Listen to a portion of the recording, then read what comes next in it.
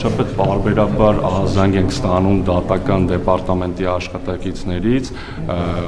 որ կառավարությունը խտրական քաղաքականություն է վարում, նրանք մասնավորապես ասում են, որ պետական ապարատում տրվող պարգևավճարները չեն հասնում մոտ 2500 աշխատողների եւ ուզում են հասկանալ ինչ մեխանիզմով է տրվում պարգևավճարը, ընդգծում են, որ օրինակ սոցիալ նախարարության կամ ֆինանսների նախարարության ազգային ժողովի նախագահականի համարժեք հաստիքի աշխատողները եւ բարձր աշխատավարձ են ստանում եւ պարգևավճար, իսկ իրենց չի հասնում, նաեւ մեր տեղեկություններով Բարձրագույն դատական խորհրդի նախագահը ձեզ ցածր աշխատավարձ ստանալու եւ պարգևավճար չստանալու մասով նամակ էր գրել, դուք տեղյակ եք, որ այդ քաղաքականությամբ խնդիր է առաջացել այդ ընտրովի քաղաքականությամբ համակարգում, որ չեն ստանում պարգևավճար։